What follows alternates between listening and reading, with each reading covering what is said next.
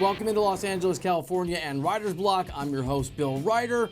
Bob Myers, the president of basketball operations for the Warriors, was crying last night. Kevin Durant's future is remarkably uncertain, and Golden State hangs around for another game. We have an NBA Finals edition of the program starting right now.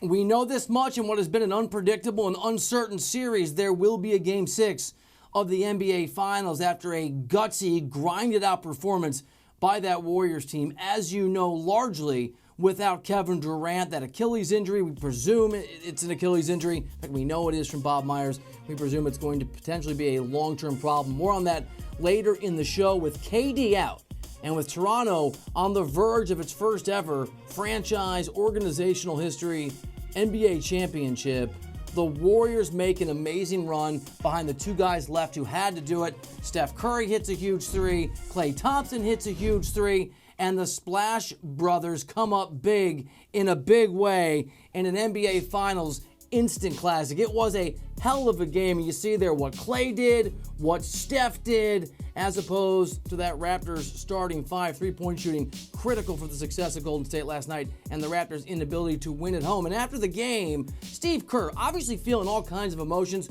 One moment fielding questions about Kevin Durant, the next moment talking about the continued reliability and greatness of Steph Curry and Klay Thompson. I've been here 5 years, so I don't know, 100-plus games times 5 years. I've seen it an awful lot. Doesn't happen every night, but it seems to happen most nights. They're amazing. They're amazing competitors, great shooters. Mark Jackson said it years ago. They're the best shooting backcourt of all time. And it was necessary. We saw last night what we saw from Steph and from Klay, in large part because Kawhi Leonard, for a remarkable stretch of that fourth quarter, took over the game, and it felt like took over and was going to close out this series. I know Kawhi didn't have an incredibly efficient night. I know the box score doesn't scream superstar, but when it mattered most, when that Raptors team was down, when that fourth quarter felt like it was slipping away from Toronto, Kawhi Leonard went on a personal, by himself, with 10-0 run. He hit two huge three-point shots. He got two other huge buckets, and it seemed to put this Raptors team on the verge of that championship.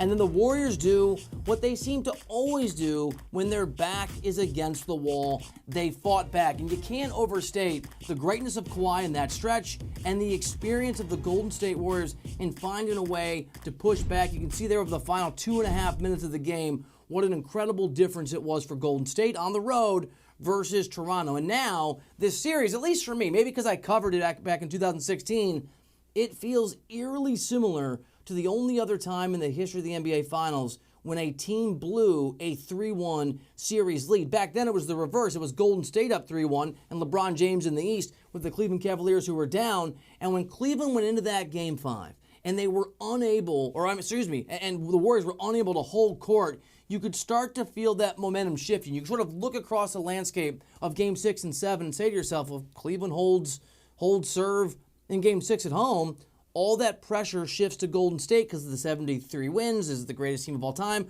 All the expectations, in a similar way, a similar storyline could be playing out here. You're talking about a Raptors team that is cursed in its history, its fan base long-suffering, and that joy, that closeness, that proximity to a championship they had last night, that is going to go from the stuff of elation to the stuff of absolute pressure if the Warriors are able to win Game 6. And I know Kevin Durant's out, but why not? I don't think we've talked enough about the home court advantage, about the powerful tool and weapon that is Oracle Arena. It is a historic place. It has had loyal fans through a lot more losing days than we've seen winning ways in the last 5 years.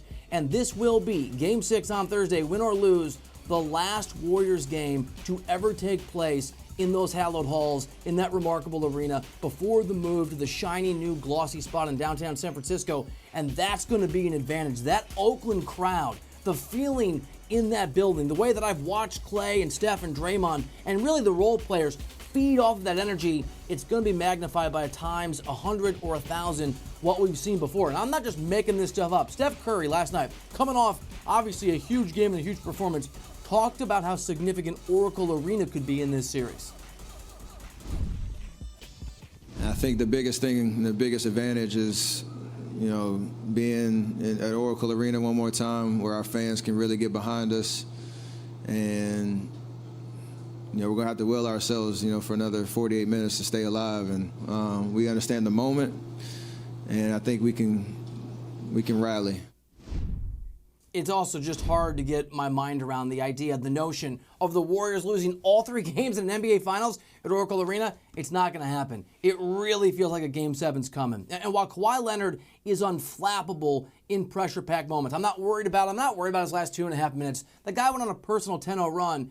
I'm not sure I feel the same way about Kyle Lowry or Pascal Siakam or Marc Gasol or any of the other role players on that team. If the Warriors can win, I know it's a cliche, but you win one game, you hold on for one game, all of the momentum and all of the pressure switch places. The Warriors know how to handle that.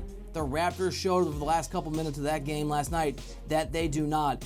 It could be an absolute series changer just the way that Game 6 goes. I knew I should. 4-1, I came so close to betting on the Warriors, but whatever. A bet you almost made is a bet you didn't make. 4-1, so close. Defense is going to be critical to what happens going forward. There is no Kevin Durant. We've harped on it here on the show. The Raptors' defense became lackadaisical at times at the end of that game and throughout the game yesterday, and that Warriors' defense was markedly better. Other than Kawhi Leonard and what he did in that fourth quarter, they got a handle on him. They made life harder on him. Some of those other guys, Siakam in particular, weren't very efficient, were forcing some bad shots. Which team can play better defense over the next 2 days, and which teams can handle the magnitude of what it's going to feel like at Oracle, and if it returns back to Toronto, that's the team that's going to be an NBA champion. And we haven't even got into in any depth the Kevin Durant news and the story and how that impacts the future of the NBA, the future of his career, free agency, and the Warriors. So we're going to do that. We're going to skip a guest today and just do a deep dive on Kevin Durant, on his selfless act of return, and on the fact that life is unfair and was particularly unfair to KD last night, the Durant injury, and what it means when we come back to Reiter's Block here on CBS Sports HQ in just a minute.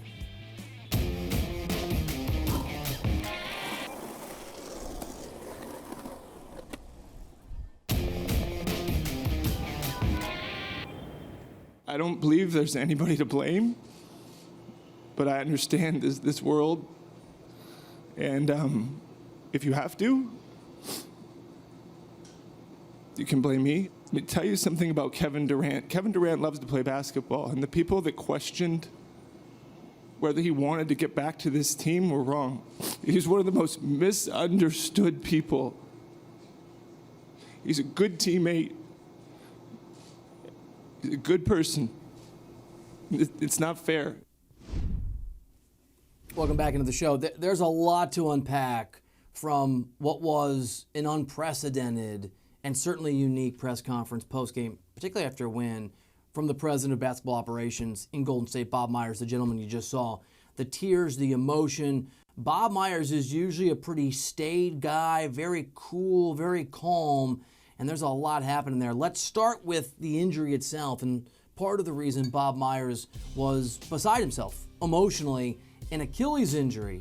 Certainly what we're looking at with Kevin Durant, what looks like a very serious one, is leaps and bounds by degrees of problematic beyond what we saw from that calf injury. DeMarcus Cousins had an injury in 2018, missed almost a year. Wesley Matthews in 2015 missed 237 days, was never the same. Kobe Bryant had an Achilles injury in 2013, missed 240 days, never made the playoffs again. You can see the list. It goes on and on and on. It is a severe and potentially career-changing injury for a guy in Kevin Durant who is one of the 2 or 3 best players on the planet and one of the great scorers of all time. And we know the context of this. He did this in the service of a team, some of whom doubted him, according to reports last week. Media members like me, wrong, doubted his commitment. All of us not believing in Kevin Durant's commitment necessarily to this team. And he showed the commitment, and he sacrificed himself, and he put himself out there. And I understand Bob Myers saying we live in a culture where there has to be blame, and that's not right. But the reality is sometimes there is blame because there needs to be, And if Bob Myers feels the need to preemptively say that it's his fault if you have to blame someone, that's probably because, knowing what he knows, there is going to be blame in the days and months ahead. The people near Kevin Durant, the people around the NBA who hope to sign Kevin Durant himself, Kevin Durant's agent, there are going to be fingers pointed, fair or not fair. And clearly Durant was rushed back. Not that me or other people in the media weren't a part of that, but we don't have the decision-making power. And frankly, maybe you, the fan. He had a single practice. He wasn't conditioned. He wasn't ready. And for me, the biggest indictment on whatever went on behind the scenes, and I don't know if it was a Kevin Durant decision, if it was a Warriors staff decision. Bob Myers made some interesting comments about how they're good people. A Bob Myers decision, Steve Kerr. Someone is clearly to blame, or else Bob Myers wouldn't be sitting at a podium full of emotion, talking unprompted in scripted comments, or at least in unscripted comments before questions about who is wrong and who is right in this situation. This much is certain. Life isn't fair, and someone probably is to blame, and there is sometimes a need to place the finger at somebody, but this is a grossly unfair situation for Kevin Durant. Whatever you think about KD, if like me being critical, if like colleagues of mine here at CBS Sports HQ, you think like Bob Myers, he's remarkably misunderstood, that was a gutsy thing to go back on the floor when he wasn't ready. He was obviously playing very, very well, and the trajectory of his free agency and his career, if not completely altered, are at least going to be affected, perhaps in significant ways. And I thought after the game, you saw everybody was asked about Durant, talking about Durant. It was like this parallel universe. It was conversations and focus on the game itself. We have an NBA Finals, but also on KD and where he goes from here and what it means. And Steph Curry coming to the podium, facing the media, I thought was really poignant in talking about his injured teammate. Whatever his outward appearance is, or whatever he says to the media, or whatever, like, at the end of the day, the people that know him know what type of guy he is, and how special of an individual he is. So all those emotions come into it when you see him go down like that, where he's giving us everything he has. And it's not even about, the serious, it's about long term. His mindset and being able to get back to the player and the person that he's shown, consistently over the course of his career. And that's where we are now, right? There's two futures we have to focus on, Game 6 and 7 of the NBA Finals, and what happens to Kevin Durant in the seismic way in which it's going to impact the NBA. Kevin Durant has a player option at a pretty nice price, at a pretty nice salary, which he's earned. He can stay with the Golden State Warriors, and there's a cap hit on that's pretty significant, close to negative $13 million. You have cap holds of Klay Thompson of $28 million, of Boogie of $6 million. So here are the things that could happen. Let's say that Kevin Durant's going to miss 200 to 300 days, a season, which is certainly in the realm of possibility. Could you see a team like the Knicks or the Nets or the Clippers offering the max years and money they can and just put him on the shelf for a year, those sunken costs? You certainly could. We discussed this earlier on the day on CBS Sports HQ. You could also see Durant saying to himself, I want to be with a training staff that I'm familiar with. I want to be around an organization that I know, and I'm going to simply opt into my player option, make my money, make my salary, and call the Knicks, the Nets, the Clippers, the Lakers, whoever it is, in a year and worry about it then, which would in turn have severe consequences for the roster that the Warriors can build around him. You also have to wonder, and again, it's all speculative based on Bob Myers' comments. Bob Myers, the president of basketball operations you saw at the top of the segment, saying about the medical staff, they're good people. They're good people. If Kevin Durant, on the flip side, and we don't know, or the people near Kevin Durant, blame the Warriors medical staff, training staff, front office, he may want to exit as quickly as possible, and I'm sure there will be suitors, but wherever he goes, whatever he does, it's going to impact the team the Warriors can put out there. It's going to impact other free agency decisions. Kyrie Irving, for example, is much less likely to be a New York Knick if Kevin Durant is not a New York Knick, and even if Durant, let's just say, were to go to New York, knowing he'd sit out a year, does Kyrie really want to be in for that? It is going to have a huge impact on the NBA, on the association. Of course, we'll keep you updated as information comes in. CBS Sports HQ, your home sports fans, for everything you need to know the moment you need to know it. Suffice it to say right now, it is grossly unfair.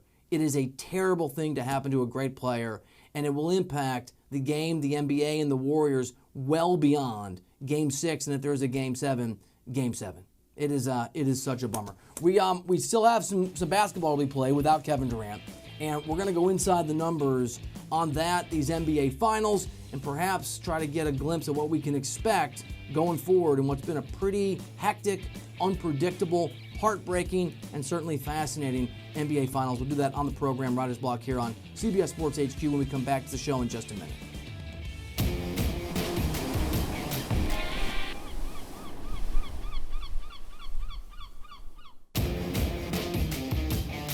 Welcome back into the show. It's Writer's Block from Los Angeles, California. I'm your host, Bill Reiter.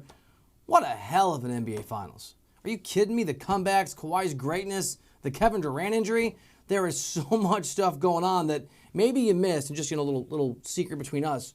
The Warriors are pretty good at the three-point shot. They kind of mastered that part of the game. We haven't talked about it a ton on the show, but it was very significant in that Game 5. Obviously, it's significant when the Warriors make these runs and the success they've had going forward. They can close us out the last 5 years in the NBA Finals. So we're going to go inside the numbers on the Golden State Warriors, that three-point shot. We start with the number 20.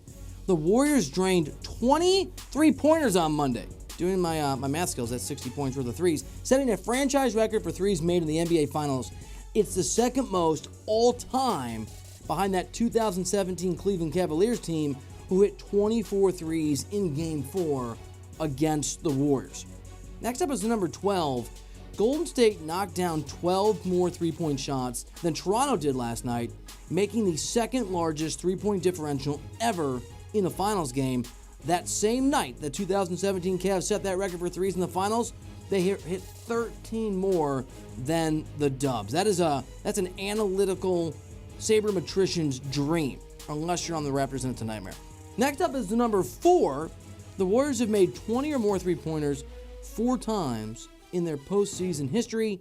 Each time it has happened on the road. And remember, this time around it happened largely without Kevin Durant. He hit some threes before that awful injury.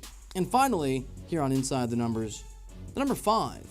Both Steph and Curry and Klay Thompson, hit 5 threes last night, which is the 4th time they've each cashed in 5 or more times from beyond the arc in the same finals game.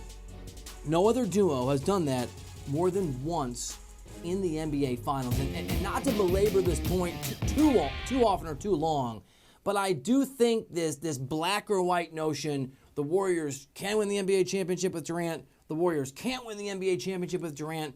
Of course they can win an NBA championship without Kevin Durant. They have done it before. Their bench and their depth is not what it used to be because of Durant and his presence and what that meant for some of the personnel decisions. But DeMarcus Cousins is certainly capable of being a great player.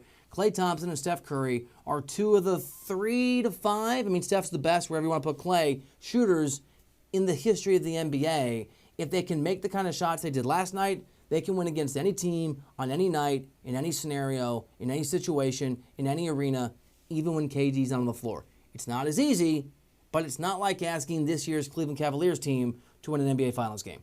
These guys are pretty good at basketball. They're also all the guys that are professional athletes, but certainly the finals on both sides, Raptors and Warriors, pretty good sometimes at hiding what they're thinking. You know, they try to be a little circumspect and not give too much away, a lot of emotion, a lot going on, trying to keep it tight to the vest. But we are a streaming sports network, CBS Sports HQ, right? We're pretty dang good at technology. And we actually had our engineers, the same folks who made it possible for you to watch me on Apple TV or Roku or your phone, wherever you're streaming the program, and thank you, we put those bright minds, those engineers, to a translation machine, and we're going to break it out right now. We're going to plug in some of the quotes from after the NBA Finals, and our translation machine will tell us exactly what these guys were thinking. And so I'm going to start with, let's go Nick Nurse, all right? Last night, I'm going to read you the quote. Nurse said, quote, "It takes a lot to beat this team, and that took a hell of a lot of blows and a heck of a lot of balls bouncing the wrong way." Those lucky bastards. That's some bull right there in that game. Wow, that's very demonstrative. It's very demonstrative by Nick Nurse, fellow Iowan, usually very chill, doesn't really scream and yell a lot. But that isn't what he was saying. I mean, let's be fair. Translation machine crushed it. If you say there were lucky bounces, I mean, everybody gets lucky bounces. I get it. It's emotional. You're close to NBA championship. Nick Nurse, coach, I ain't mad at you, but we are going to keep going. All right, let's do one from Steph Curry here. After the game, Steph Curry told the media, quote, "We made a lot of different statements over the course of these 5 years. Win or lose, I don't feel like we need to prove anything anymore." I wonder what Steph was thinking when he said that. I'm Steph Curry, so shut your mouth when you're talking to me. Yes, shut your mouth. Dodgeball, I get it. It's a dodgeball. It's a dodgeball reference. I get it now. Yeah, I mean, I get it. You're the media. I've had to ask those questions. What do you have to prove? Nothing. I have 3 rings. I'm trying to win a championship. I have nothing to prove. And final, Kyle Lowry had a chance to win the game. I actually, when it happened last night, post-game, I thought he got the shot off. Draymond Green actually got a little finger on it. Lowry was asked about it and said, quote, Freddie had a look and he threw it to me in the corner and Draymond got a piece of it. He blocked it. I'm not going to miss it. He got a little piece of it. It feels a little defensive. I get it. It's emotions running high. Let's strip past all that and just see what the translation machine can tell us Lowry was really thinking in that moment. I'm an assassin, and I won't miss next time. Oh, and Draymond sucks. I mean, I don't know that Draymond sucks, and Kyle Lowry, an assassin, remains to be seen. Maybe, I don't know, get the shut off earlier hit if you want to be an assassin. All right, before we sign off, it's time for Bill's Big Bet of the Day. Yes, there's cheers, but I like him a little bit of a heater, 2-game heater. But I feel like, to be honest, a gambling coward. I should have bet the Warriors at 4-1. That was actually plus 410 in order to win this series in the down 3-1. I said I was going to do it on the show. I didn't do it. I'm mad at myself. We'll see what the final line is. I want to get a little bit better number, but it feels like the Warriors could win in a big way at Oracle. Again, hard for me to believe they're going to lose 3 games at Oracle Arena. Nice little winning streak, and I might have to put some hefty sums on these next game or 2 games. I think it'll be 2 games. I think the Warriors certainly win Game 6, because after that we have to wait a long time to bet on NBA games. Have you ever bet on NBA Summer League? It's not the same thing. I mean, I've done it, but it's not the same thing. Thank you so much for being here on the show. Writer's Block, I'm your host, Bill Reiter. Appreciate you very much. We'll see you tomorrow on the program. In fact, we have on Friday, Mariano Rivera, the Hall of Famer, is going to be on the show. We got some big names and guests lined up for you. Thank you so much. The guys are taking over in Fort Lauderdale, Florida right now to get you updated on everything that's trending in the world of sports. We'll see you at 5 Eastern, 2 Pacific, right back here tomorrow on Writer's Block.